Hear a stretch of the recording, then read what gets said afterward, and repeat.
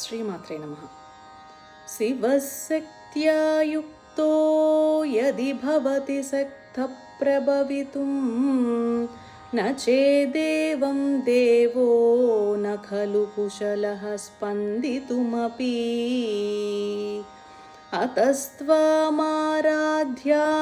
హరిహర విరించాదిభిరపి ప్రణంతుం స్తోతుం వా కథమకృత పుణ్యః ప్రభవతి.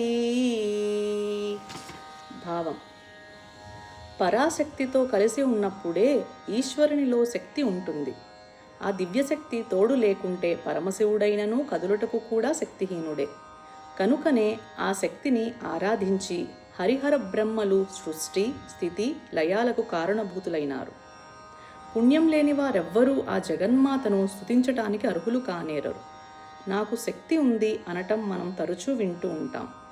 ఆ శక్తి అనేక రకాలు. కొందరికి రాసే శక్తి, కొందరికి మాట్లాడే శక్తి, కొందరికి అభినయించే శక్తి. ఇలా ఏ శక్తి అయినా ఆ ఆదిశక్తి అంశ అని తెలుసుకోవాలి. శ్రీమాత్రే నమః.